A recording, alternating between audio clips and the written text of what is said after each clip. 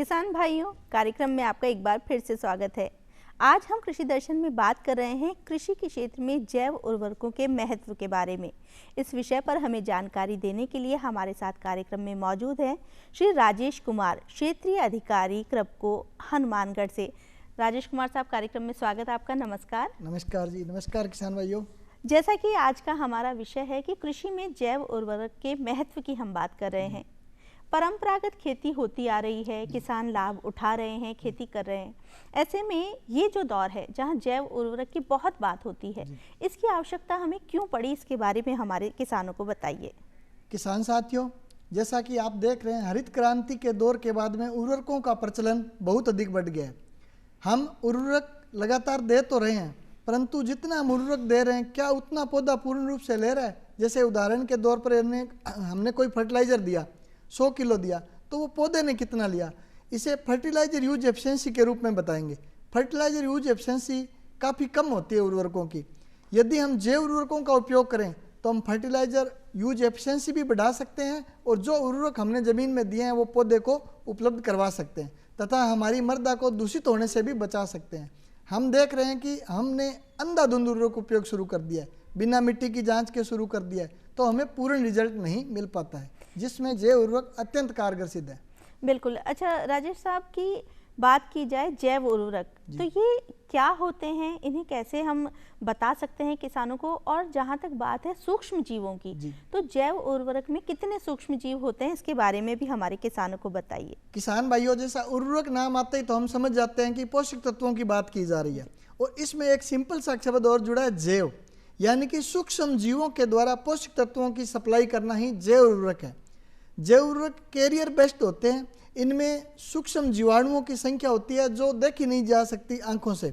सूक्ष्म जीव की सहायता, माइक्रोस्कोप की सहायता से उन सूक्ष्म जीवों को हम देख सकते हैं।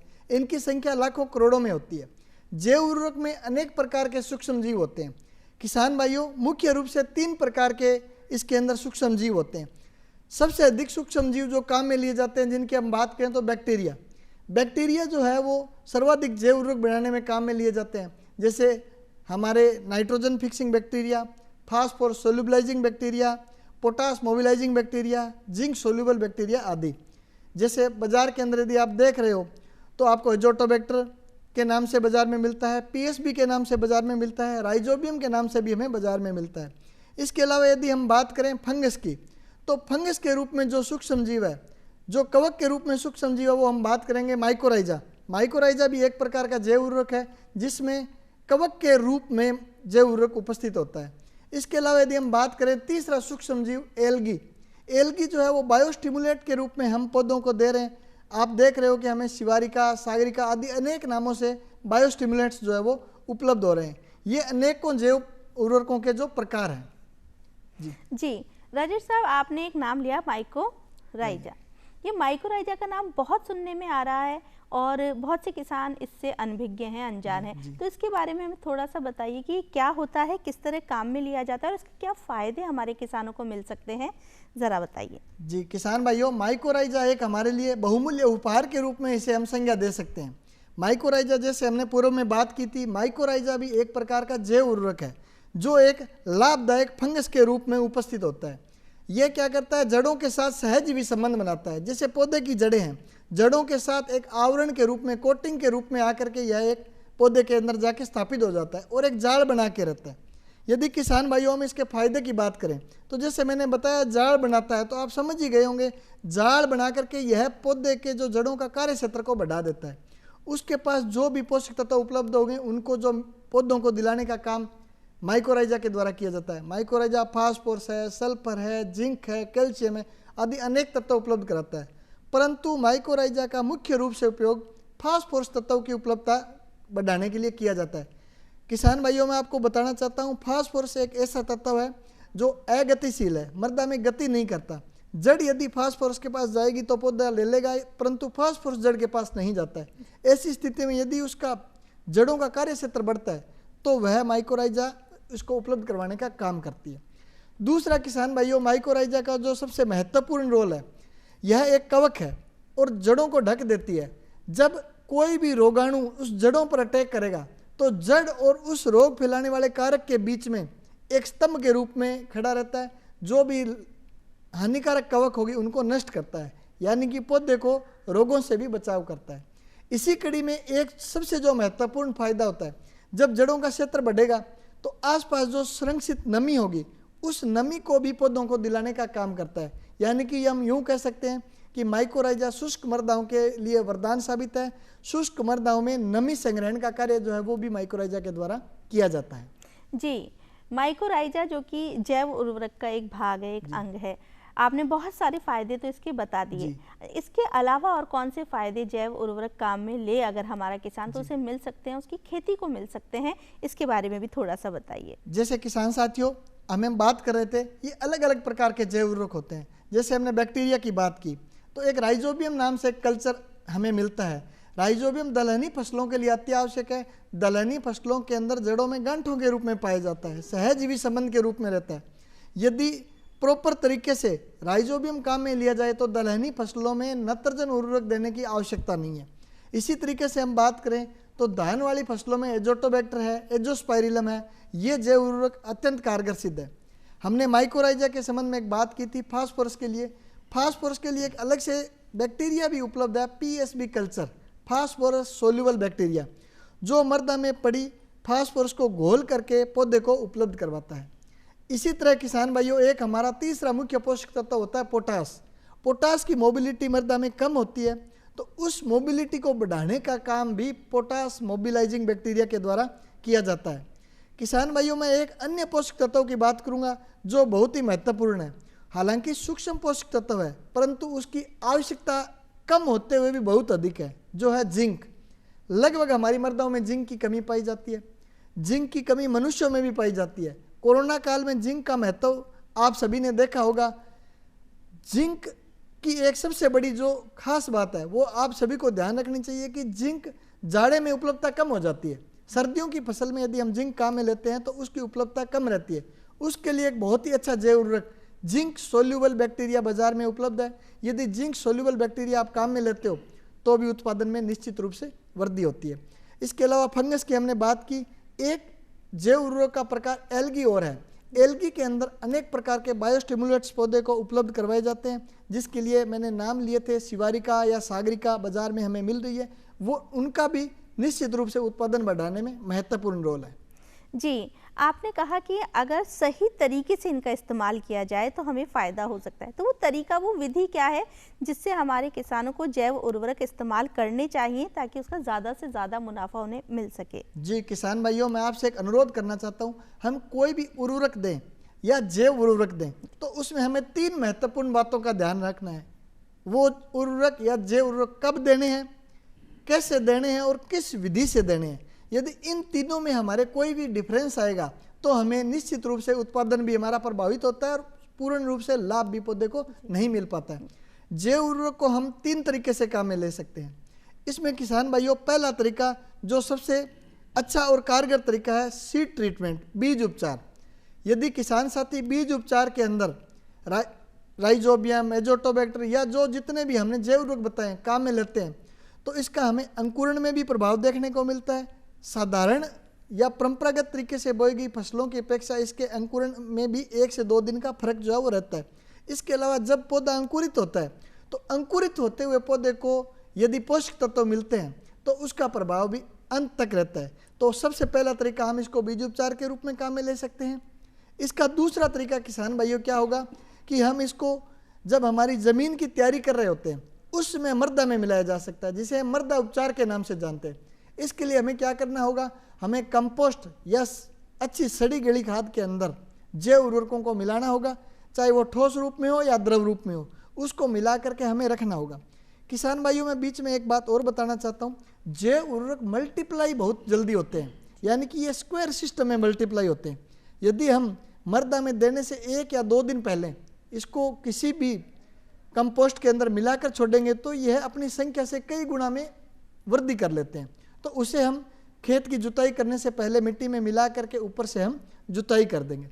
तीसरा तरीका है, यदि हम इसको बीज उपचार नहीं कर पाए या जुताई के समय नहीं दे पाए तो जब हम फसल के अंदर पहली या दूसरी सिंचाई करते हैं उस सिंचाई में भी हम जैव उर्वरकों को उपयोग में ले सकते हैं। जैसे यदि हम लिक्विड की बात करें तो 1 एकड़ के लिए 1 लीटर पर्याप्त रहता है, परंतु एक जो फील्ड में कमी देखी गई है हमारे किसान भाइयों में, कहीं हम देखते हैं कहीं कहीं इसका स्प्रे के रूप से काम में लिया जाता है। चूँकि ये सूक्ष्म जीवाणु होते हैं, यदि हम इसको ज़मीन में मिलाएंगे तो ये जड़ों में जाकर काम करेंगे। तो हमें यह भूल नहीं करनी है, इसको केवल पानी के साथ या ड्रिप के साथ देना है और इसका ये ध्यान रखना है कि वो जड़ों तक पहुँचे, जिसका अधिक से अधिक लाभ हमारे किसान भाइयों को मिल सके।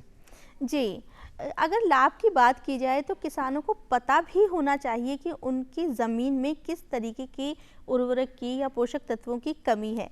ऐसे में अगर मृदा जांच अगर किसान नहीं करवाता है तो कहीं ना कहीं उसे नुकसान भी उठाना पड़ता है, या कहीं वो एक जागरूक किसान नहीं रह जाता। अब अगर बात की जाए जैव उर्वरक और मृदा जांच की, तो इनका सह संबंध क्या है, क्यों आवश्यक है, ये भी बताइए। बिल्कुल किसान भाई, ये बहुत ही अच्छा क्वेश्चन है। मृदा जांच के बारे में तो आप सभी जानते हैं, परंतु जो हमारा क्वेश्चन है कि मृदा जांच और जैव उर्वरक के बीच में संबंध क्या है। यदि हम मृदा की जांच कराएंगे तो ही हमें पता होगा कि हमारी ज़मीन में किस तत्व की कमी है। यदि किसान भाइयों आप मिट्टी की जांच कराओगे तो आपको एक चीज़ और देखने को मिलेगी कि हम उर्वरक तो हमारी ज़मीन में दे रहे हैं, परंतु फिर भी उस तत्व की कमी आ रही है, पौधे के अंदर उस तत्व की कमी आ रही है। उसका कारण क्या होगा, हमने उर्वरक तो दिया था, या तो वो ज़मीन में जा के फिक्स हो गया या पौधा ले नहीं पाया। तो इससे हमें क्या होगा, जैसे हमने डीएपी दिया था और पौधे को डीएपी की कमी फिर भी हमने दिखाई दी, या फास्फोरस की कमी दिखाई दी, पोटास की कमी अन्य किसी तत्व से दिखाई दी, तो उसके लिए हम उस विशेष जैव उर्वरक को काम में ले सकते हैं। हम जब मिट्टी की जांच करवाएंगे तो हम देखेंगे कि हमारी ज़मीन में कौन से तत्व की कमी है। किसान साथियों, किसान से बड़ा कोई वैज्ञानिक नहीं है, क्योंकि वो अपने खेत में प्रायोगिक तौर पर सभी ट्रायल लगा करके देख सकता है। तो मेरा आपसे अनुरोध रहेगा कि आप अपने खेत के एक हिस्से की मिट्टी जांच करें और उस हिस्से की जो भी हमारे पोषक तत्वों की पूर्ति है वो जैव उर्वरकों के माध्यम से देना आरंभ करें। तो आप देखेंगे कि उस तत्व की कमी भी दूर होगी और फसल के अंदर उत्पादन में भी निश्चित रूप से वृद्धि होगी।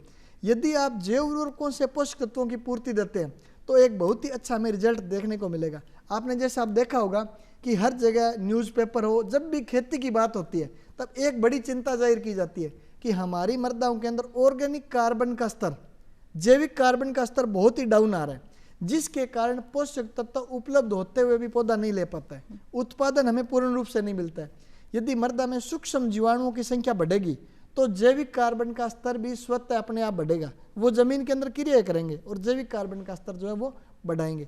तो जैविक कार्बन का स्तर बढ़ाएंगे और पोषक तत्व भी उपलब्ध करवाएंगे। इसके लिए हमें आवश्यक होगा कि हम मिट्टी की जांच अवश्य करवाएं। जी, राजेश साहब, अगर बात की जाए, किसान ये सोचता है, जैसे आपने कहा कि उर्वरक की उसको प्रधानता रहे या पोषक तत्व मिलते रहे, तो कई बार वो रासायनिक उर्वरकों की तरफ भी जाता है। ऐसे में अगर जैव उर्वरक और रासायनिक उर्वरकों की तुलना की जाए तो किस तरीके से जैव उर्वरक ज़्यादा लाभकारी सिद्ध हो सकते हैं, ये भी हमारे किसान साथियों को बताइए। आपने बहुत अच्छी बात कही है। हमारे किसान साथी जब हम भी फील्ड में जाते हैं तो ये क्वेश्चन करते हैं कि हमने तो इस तत्व की पूर्ति के लिए उर्वरक दे दिया है, तो हम जैव उर्वरकों की क्यों आवश्यकता पड़ेगी। देखिए, एक शब्द होता है फर्टिलाइजर यूज एफिशिएंसी, उर्वरक उपयोग दक्षता। जब हम मृदा में कोई भी उर्वरक देते हैं तो 100 किलो देने पर उस 100 किलो के पोषक तत्व पौधे को नहीं मिल पाते हैं। उसका कारण होता है अलग अलग उर्वरकों की, रासायनिक उर्वरकों की अलग अलग क्वालिटी होती है। जैसे फास्फोरस की अलग उर्वरक उपयोग दक्षता होगी, नाइट्रोजन की अलग होगी, पोटास की अलग होगी। ये मृदा में जा करके फिक्स होने के कारण इनकी उर्वरक उपयोग दक्षता कम हो जाती है। अब इस समय यदि हम जैव उर्वरक साथ में कंबाइन काम में लेंगे तो जो हमारे ज़मीन में स्थिर हो गए वो पोषक तत्व भी मृदा को उपलब्ध हो जाएंगे और जो आगे जा करके अन्य पोषक तत्व क्रिएट करने का काम भी हमारे जैव उर्वरक करेंगे। तो जो आपने पूछा है इसका एक ही है, यदि हम इसको सामूहिक रूप से काम में लें तो ये कैरियर के रूप में जो हमारी ज़मीन में फिक्स है उनको भी पौधों को उपलब्ध करवाने का काम जैव उर्वरकों द्वारा किया जाता है। जी, बहुत ही बढ़िया बात आप बता रहे हैं। हम ये भी जानना चाहेंगे कि किसान जब भी कोई नवाचार करता है, कोई नई चीज़ वो उपयोग में लेता है, तो चाहता है कि उसे कहीं से थोड़ी सी मदद या मार्गदर्शन मिले। ऐसे में सरकार किस तरीके से जैव उर्वरकों को बढ़ाने के लिए काम कर रही है, आगे लाने के लिए, और किसानों की सहायता कर रही है, इसके बारे में भी बताइए। देखिए, आप देख रहे हैं कि सरकार के द्वारा जितने भी जैविक खेती करने वाले हैं उन किसानों को प्रोत्साहित करने के लिए सरकार द्वारा इनाम भी दिए जाते हैं, सरकार द्वारा उनको विजिट भी कराया जाता है, विभागीय अधिकारियों के द्वारा उनका फील्ड विजिट भी किया जाता है। इसके अलावा यदि हम हमारी संस्थाओं की जितनी भी संस्थाएं काम कर रही है, क्रिप्को है, इफ्को है, इनके द्वारा भी फील्ड के अंदर ट्रायल लगाए जाते हैं।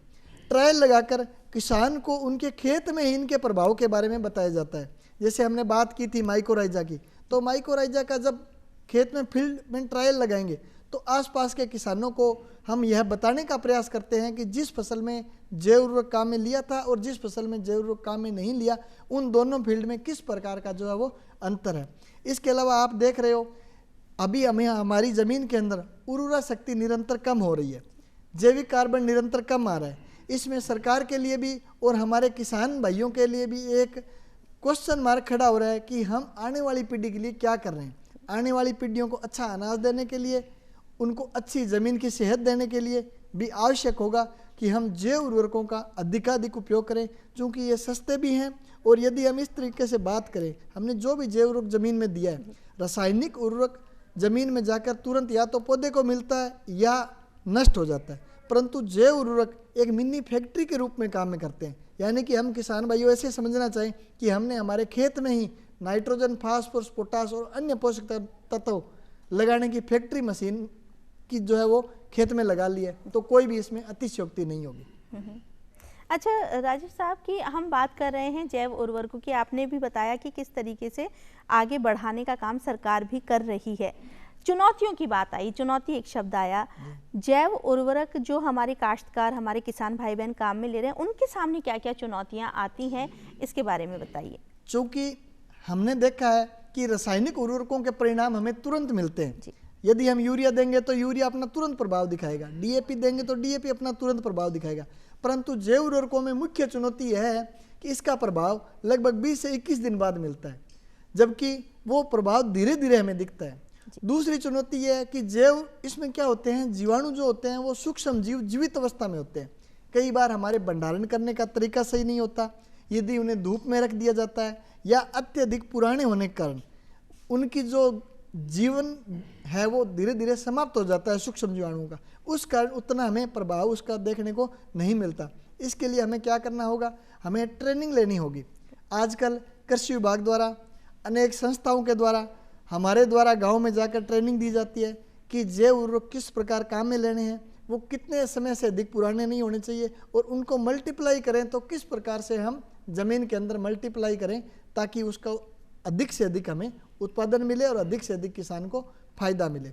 इसके अलावा मैं किसान भाइयों एक बात और बताना चाहता हूँ, यदि हम खुद हमारे खेत के एक हिस्से में, सब्जियों में, बागवानी में या फसल के अंदर इसका एक प्रैक्टिकल करके देखेंगे तो हमें निश्चित रूप से दिखेगा कि जब उस साल के लास्ट में जब परिणाम देखेंगे तो 15 से 20% उत्पादन में निश्चित रूप से बढ़ोतरी होती है।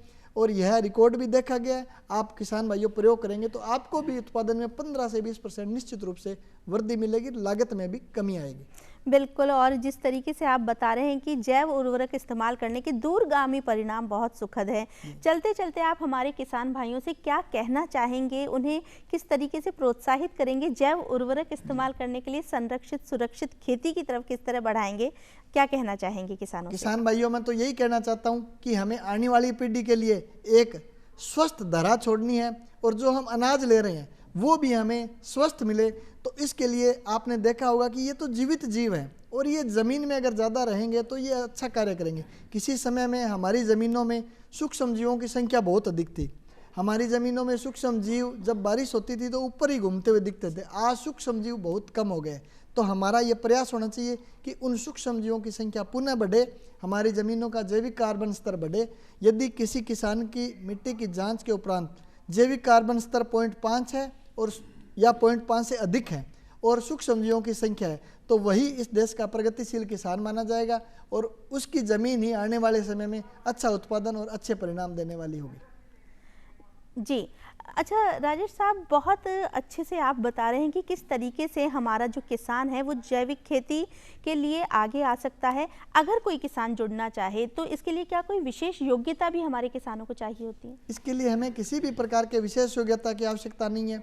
यदि कोई किसान जैविक खेती करना चाहे तो आज का जो दौर चल रहा है उसमें तो हमारे द्वारा, विभाग के द्वारा मोटिवेट किया जा रहा है कि आप जैविक खेती करिए, आप ज़्यादा नहीं तो अपने खेत के कुछ हिस्से में जैविक खेती करिए और आपको अच्छे परिणाम मिलेंगे, तो आप निश्चित रूप से उसकी ओर आगे बढ़ेंगे। तो यदि कोई किसान भाई इन जैव उर्वरकों के परिणाम के बारे में देखना चाहता है तो क्रिप्को के द्वारा, इफ्को के द्वारा, कृषि विभाग के द्वारा जो डेमोस्ट्रेशन लगाए जाते हैं उनसे भी आपको परिणाम से वाकिफ कराया जाएगा और उसके अच्छे रिजल्ट मिलने पर आसपास के किसानों को भी हम प्रेरित करेंगे कि फर्टिलाइजर यूज एफिशिएंसी बढ़ाने का एक ही तरीका है कि हम जैव उर्वरकों का अधिक से अधिक उपयोग करें।